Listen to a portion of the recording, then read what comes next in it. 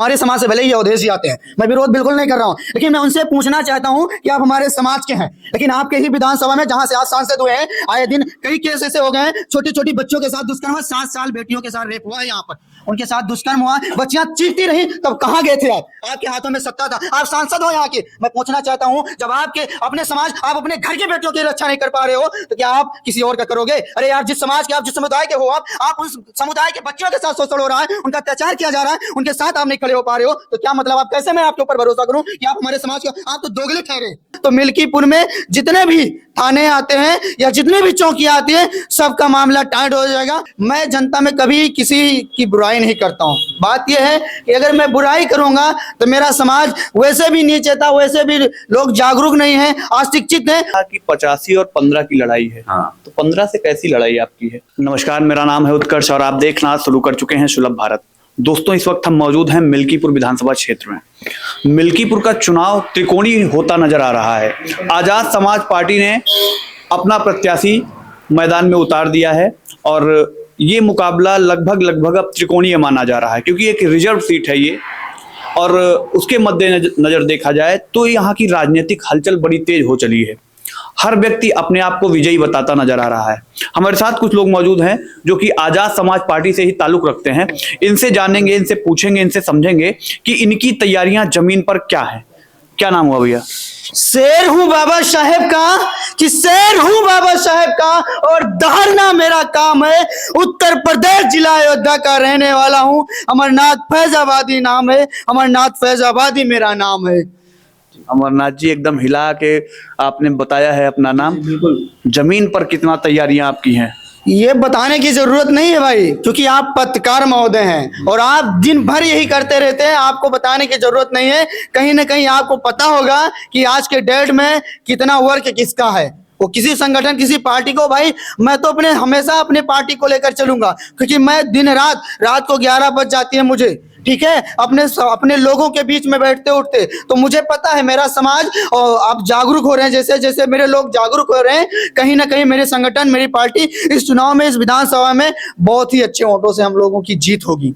क्या विचार लेके जा रहे हैं आप लोगों के बीच में? हमारा विचार, जाहिर सी बात, हमारा विचार, आए दिन हमारे बहन बेटियों के साथ शोषण, अत्याचार हो रहा है। इन चीजों पर काबू पाने के लिए, और आए दिन हमारे युवाओं को शिक्षा, रोजगार, स्वास्थ्य को लेकर के कहीं ना कहीं परेशानी हो रही है। आए दिन उनके साथ शिक्षा को लेकर के नई नई वैकेंसियां निकल रही, वैकेंसियां निकलने के बाद लोग पेपर दे के आते हैं। यार, हम भी एक युवा हैं, हम भी पेपर दे के आते हैं, लेकिन कहीं ना कहीं रद्द हो जाता। सोचे कितना कष्ट होता होगा।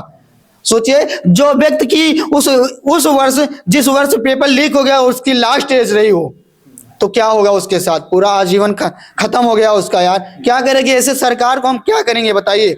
हम ना उसे गाली दे सकते हैं और ना ही कुछ कह सकते हैं, क्योंकि क्या, जाहिर सी बात है, हम लोग अगर खुला विरोध करेंगे तो जाहिर सी बात हम लोगों को उठा के जेल में डाल दिया जाता है। आए दिन यही हो रहा है हमारे बहनों के साथ, हमारे भाइयों के साथ। जो लोग आवाज उठाने का काम करते हैं, तुरंत उनको किसी ना किसी मामले में उठाकर जेल डाल दिया जाता है। तो क्या बताएं आपको? आप पत्रकार महोदय हैं, आपको मालूम है कि आए दिन युवा जो है, युवाओं के साथ जो शोषण किया जा रहा है, युवाओं को सताया जा रहा है, बहनों को सताया जा रहा है। उन्हें सब चीज मालूम है। उन्हें पता है कि मुझे वोट कहाँ देना है, या उन्हें पता है मुझे किसको चूज करना है, किसको लाना है। आप कह रहे हैं युवाओं को सताया जा रहा है, बड़ा परेशान किया जा रहा है। उधर योगी जी कहते हैं सबका साथ सबका विकास, सबका साथ सबका विकास, वो नारा दे रहे हैं और सबको साथ लेकर चलने की बातें कर रहे हैं। और दूसरी तरफ आप जब सामाजिक न्याय की अगर बातें कर रहे हैं, तो आपके अवधेश प्रसाद जी भी हैं, आपके ही समाज से आते हैं। क्या वो सामाजिक न्याय आपको नहीं दिलवा पाए? देखिए, अगर हम किसी का विरोध नहीं करते, हमारे समाज से भले ही अवधेश जी आते हैं, मैं विरोध बिल्कुल नहीं कर रहा हूं, लेकिन मैं उनसे पूछना चाहता हूं कि आप हमारे समाज के हैं, लेकिन आपके ही विधानसभा में जहां से आज सांसद हुए हैं, आए दिन कई केस ऐसे हो गए हैं, छोटी छोटी बच्चों के साथ दुष्कर्म हुआ, 7 साल बेटियों के साथ रेप हुआ है, यहाँ पर उनके साथ दुष्कर्म हुआ, बच्चियां चीखती रही, तब कहां गए थे आप? आपके हाथों में सत्ता था, आप सांसद हो यहाँ के। मैं पूछना चाहता हूं, जब आपके अपने समाज, आप अपने घर के बेटियों की रक्षा नहीं कर पा रहे हो, तो क्या आप किसी और का करोगे? अरे यार, जिस समाज के, आप जिस समुदाय के हो, आप उस समुदाय के बच्चों के साथ शोषण हो रहा है, उनका अत्याचार किया जा रहा है, उनके साथ आप नहीं खड़े हो पा रहे हो, तो क्या मतलब? आप कैसे, मैं आपके ऊपर भरोसा करूं कि आप हमारे समाज के? आप तो दोगले ठहरे। कहीं ना कहीं आप दोगलेपंथी वाली राजनीति कर रहे हैं। अरे जब यार तुम अपने घर में अपनी बहन बेटियों के साथ दुष्कर्म होते हुए उनके साथ नहीं खड़े हो रहे हो, और जाते भी हो, हमने देखा है अभी मदरसा वाले मामले में ये रात को गए हैं मिलने। ये बताइए, आप रात को जाओगे मिलने तो इससे क्या हासिल होगा? अरे यार, आप एक सांसद हो यहाँ के, इतने बड़े संविधान के, आप एक संवैधानिक पद पर हो, सांसद हो यहाँ के आप, फिर भी आप रात को मिलने जाते हो। किसका डर है भाई? आपको किसका डर है ये बताइए। आप अगर आप सांसद हो तो आपके अंदर ताकत है, आपके अंदर शक्ति। अगर आप एक फोन कर दोगे ना तो मिल्कीपुर में जितने भी थाने आते हैं या जितने भी चौकियां आती है, सबका मामला टाइट हो जाएगा और सभी टाइम टू टाइम वहां पर पहुंच जाएंगे। लेकिन कहीं पहले आपको वहां पर फोन तो करना चाहिए यार, लेकिन आप जब फोन भी नहीं करोगे तो कैसे लोग पहुंचेंगे? आप ये बताइए कि जब आप जनता के बीच में जाते हैं तो जनता से क्या बातें कर रहे हैं? जो आप बता रहे हैं यही जनता को भी कह रहे हैं क्या? देखिए, मैं जनता से नहीं कुछ बताता हूँ, आप तो पत्रकार महोदय हैं। बस आपकी बातों से मेरा जो अंदर की गट्स मेरी बातें थी वो बातों को मैंने, भावनाएं छलक गई, मेरी भावनाएं जो थी भावनाएं छलक गई। मगर मैं जनता में ये नहीं, देखो मैं जनता में कभी किसी की बुराई नहीं करता हूँ। बात यह है कि अगर मैं बुराई करूंगा तो मेरा समाज वैसे भी नीचे था, वैसे भी लोग जागरूक नहीं है, अशिक्षित है, उन्हें के दिमाग में ये जाएगा कि भाई ये बुराई कर रहा है। समाज आपने कई बार समाज का नाम लिया। आप जब अपने समाज में जाते हैं, आपने समाज के लिए भी कहा कि आपका समाज कहीं ना कहीं पीछे है, शिक्षा में पीछे है, रोजगार में पीछे है।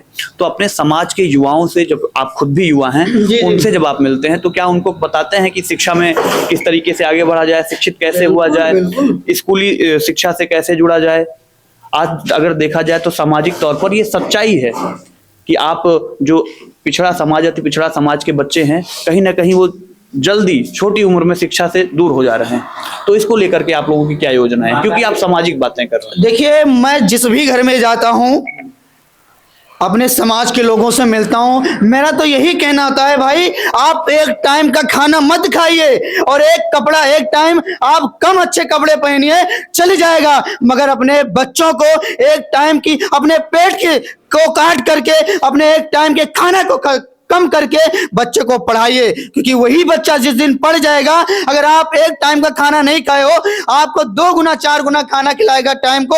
और उससे क्या प्रभाव पड़ेगा मेरे भाई कि आपकी आने वाली सारी पीढ़ियां जो मानसिक गुलाम बनकर बैठी हैं, उनको उस गुलामी से, उस मानसिक गुलामी रूपी धागे से, उस डोरी से आजाद करने का काम करेगा वो आपका एक लाडला, जिसको आप पढ़ाएंगे। भैया, आपकी पढ़ाई कहाँ तक हुई है? हमारी पढ़ाई इस समय बीएससी चल रही है भाई, और बीएससी समझ लीजिए कंप्लीट है, लेकिन फिर भी मैं एक मेडिकल लाइन से वर्क भी करता हूं।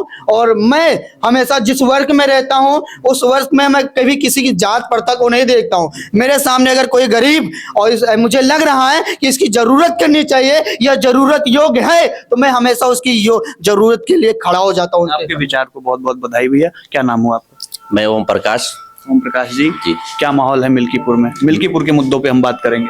सर, यहाँ मिल्कीपुर के मुद्दों का यही माहौल है कि यहाँ पे जो है शिक्षा, स्वास्थ्य और रोजगार की बात है। शिक्षा, स्वास्थ्य और रोजगार की बात है जी। और हम लोग जितने युवा साथी हैं यहाँ के मिल्कीपुर विधानसभा के, चंद्रशेखर भाई के विचारों और उनके संघर्षों, उनके साथ हुए सहनशीलता, जितनी पूर्वक जो दुष्कर्म हुआ भाई के साथ, उनके संघर्षों को देखते हुए यहाँ के युवा तन मन धन से चंद्रशेखर भाई के साथ में जुड़े हैं।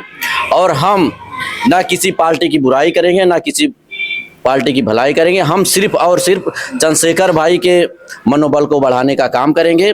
और यही हम अपने युवा साथी से जो है आग्रह करते हैं कि ज्यादा से ज्यादा, जब आप जा रहे हो, आप चुनाव में हैं जी, और आपका प्रत्याशी यहाँ से चुनाव लड़ रहा है जी, आपकी पार्टी का प्रत्याशी एएसपी का प्रत्याशी यहाँ से चुनाव लड़ रहा है, चुनावी मैदान में आप लोग हैं, आप प्रचार में निकल रहे हैं। 2 पार्टियां हैं, 2 मजबूत पार्टियां हैं, एक सत्ताधारी पार्टी है, एक मुख्य विपक्षी पार्टी है जी, जिसके कैंडिडेट यहाँ पर मैदान में हैं और उनके सामने आपका कैंडिडेट चुनाव लड़ रहा है। तो आप लोग जब जनता के बीच जा रहे हैं तो जनता से क्या बातें कर रहे हैं, क्या वादे जनता से कर रहे हैं, जनता को कैसे अपनी तरफ ले जाने की कोशिश कर रहे हैं? जनता यहाँ की है जो है शिक्षा, स्वास्थ्य और रोजगार से वंचित है। मतलब कहा जाए तो 80%। और उसके बाद में यहाँ पे देखते हैं जो 60 साल के हमारे दादा बुजुर्ग लोग हैं, वो खेतों में पड़े रहते हैं, सांड की समस्या ज्यादा है। और कितने भी देख आए गए सांड या किसी जानवर देखो तो रोड पे इधर उधर निकलते समय हमारे युवा साथी जो है मोटरसाइकिल से एक्सीडेंट हो जाता है, खत्म हो जाते हैं। सिर्फ और सिर्फ ये सांड की समस्या यहाँ पे ज्यादातर है, और इससे ज्यादा समस्या है जो रात बिरात इधर उधर आते जाते रहते हैं, युवा साथी एक्सीडेंट हो जाता है तो सबसे पहले वहां पे हमारे भीम आर्मी के कार्यकर्ता पहुंचते हैं। अच्छा जी जी। आपका क्या नाम हुआ भैया? विष्णु प्रताप, विधानसभा अध्यक्ष मिल्कीपुर। अच्छा, आप एएसपी के विधानसभा अध्यक्ष हैं मिल्कीपुर से। विधानसभा की क्या तैयारियां हैं आपकी, क्योंकि आप अध्यक्ष हैं, आपके ही नेतृत्व में चुनाव एक तरीके से विधानसभा में लड़ा जा रहा है, तो क्या तैयारियां हैं आपकी अब तक? देखिए, समाज के बीच में जो भी अभी तक रवैया है, जो भी रिस्पांस है, बहुत अच्छा रिस्पांस है, क्योंकि यहाँ पे भाजपा भी रह चुकी है और सपा भी रह चुकी है। ये सपा उदय प्रसाद की सीट जो खाली हुई है उसी पे उपचुनाव किया जा रहा है। उपचुनाव में क्या है कि अभी तक बहुत सांसद बने, बहुत विधायक बने, लेकिन अभी जो भी विसंगतियां हैं समाज के बीच में अभी दूर नहीं हुई हैं। समाज को देखा जाए, हम लोग तो घर घर जाके देखते हैं, आप तो पत्रकार हैं, किसी भी आप मोहल्ले में चले जाइए, जो दयनीय कंडीशन है वो भाई साहब आप देखेंगे तो आंसू निकल आएंगे। ऐसी कंडीशन में पता नहीं कैसे तरह से अपनी जीविका पालन कर रहे हैं। हम लोग चाहते हैं कि एक एक वर्ग, कोई भी वर्ग हो, SC ST हो, BC हो, माइनॉरिटी के लोग हो, हम लोग देख लिए समाज में 85% है और 15% वाले राज कर रहे हैं। हमको 15% वालों को नीचे करना है, 85% वालों को राजा बना के छोड़ना है। और जो चंद्रशेखर भाई, एडवोकेट चंद्रशेखर भाई की जो आवाज़ है, सांसद जी की जो सांसद नगीना से, उन लोगों से हम लोग प्रेरित हुए हैं। बाबा साहब भीमराव अम्बेडकर के हम लोग अनुयायी हैं और मिल्कीपुर में हम लोग तन मन धन से लगे हुए हैं और हम चाहते हैं कि समाज में बदलाव हो। जो भी चीज़ें विकास की चीज़ें रुकी हुई हैं वो हमारा सांसद, हमारा विधायक बनके जो विधानसभा में जाएगा, पार्लियामेंट में जाएगा, वो अपनी बातों को रखेंगे, हमारे समाज की जुड़ी चीज़ें जो भी विकास की चीज़ें हैं वो मुद्दों को रखेंगे और विकास कंटिन्यू। आपने कहा कि 85 और 15 की लड़ाई है, हाँ, तो 15 से कैसी लड़ाई आपकी है? 15 से देखिए क्या है, उस 15 में कौन कौन आता है? अब 15 में बहुत लोग आते हैं। आप भी पत्रकार हैं, अब क्या बताएं हम आपको कौन आता है?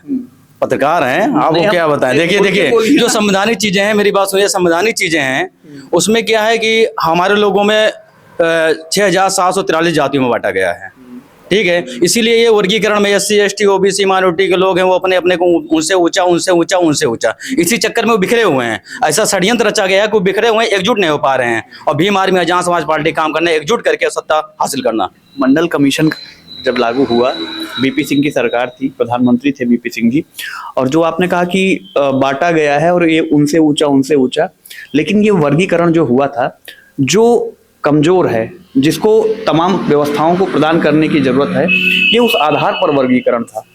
ये किसने ये बना दिया कि ये जो जातियां ऊंची हैं उनको ऊंचा रहना है, जो जातियां कमजोर हैं उनको नीचे? बाबा साहब ने जो संविधान लिखा वो समानता का अधिकार दिया है, लेकिन हमारे ही SC ST OBC के लोग जो है बिखरे हुए हैं, दलों में बिखरे हुए हैं, टुकड़ों में बिखरे हुए हैं। अगर वही एक हो जाएं तो हमारा सांसद एक दिन में आ जाएगा। हाँ, अच्छा, आप 85 और 15 की बात कर रहे हैं, मैं आपसे बहुत ही व्यक्तिगत प्रश्न कर रहा हूँ, क्या राजनीति में जाति का होना जरूरी है या जाति के आधार पर राजनीति करना जरूरी है? नहीं, ऐसी कोई बात नहीं है, जात के आधार पर राजनीति होना चाहिए, लेकिन जो भी मुद्दों को जैसे हम मतलब ये लॉब दे देते हैं कि भाई हम जीतेंगे, ये विकास करेंगे, वो विकास करेंगे, फिर जातियां इसी समीकरण में बांटी गई हैं। वो कहते हैं कि जैसे जात वाइज तो भाई बना है, पार्टियां जो है जात वाइज बनाई गई, हमारा ये पार्टी, हमारी वो पार्टी, हमारी वो पार्टी, हर एक आदमी अपनी अपनी पार्टियां लेकर चलता है। लेकिन समाज में ऐसा नहीं होना चाहिए, किसी को भी अगर जिताया जाता है सब लोग मिलकर जिताते हैं। तो समाज में जो भी कंडीशन होती है, जो भी विकास चीजें हैं, वो सबको देखना चाहिए, ना कि अपर वाले को देखना चाहिए, उद्योगपतियों को देखना चाहिए। जो बहुत निचले तबे शोषित पीड़ित वंचित हैं उनको भी उठाना चाहिए।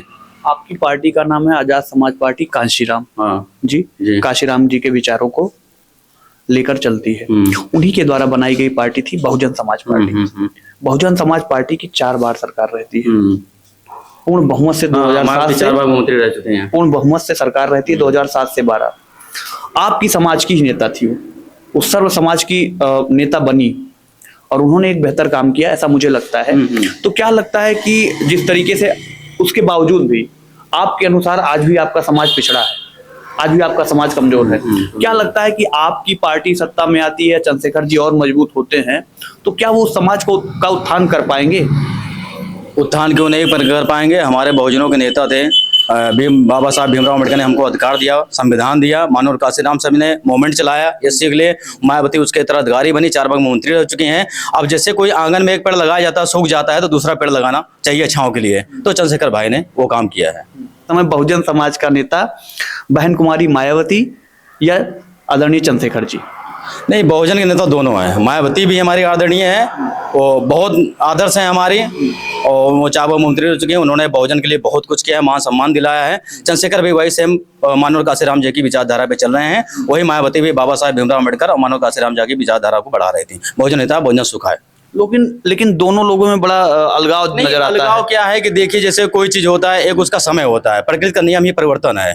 हर चीज प्रकृति के नियम, कभी ठंडी, कभी बरसात, कभी गर्मी आती है, तो उसी हिसाब से बदलाव ये हुआ कि देखा जा रहा है कि बहुजन समाज पार्टी एक समय में उभरी हुई थी, इस समय थोड़ा डाउन हो रही है, तो उसी समाज में जो है चंद्रशेखर भाई ने अपना ये काम किया और बहुजन के लिए बहुजन। अब इस सीट की बात करें तो क्या लगता है, क्या मार्जिन रहने वाला है आपके अनुसार? मार्जिन देखिए, जो समाज के बीच जा रहे हैं, जो भी लड़ रहा है चंद्रशेखर भाई और सूरज चौधरी जो कैंडिडेट उतारे चंद्रशेखर एडवोकेट सांसद जी, उनके प्रत्याशी हैं सूरज चौधरी जी। जो भी लड़ाई होगी उन्हीं से लड़ाई होगी। मतलब आपके अनुसार जो भी चुनाव लड़ेगा सूरज चौधरी से लड़ेगा? अच्छा, हाँ, मेरा ये मानना है।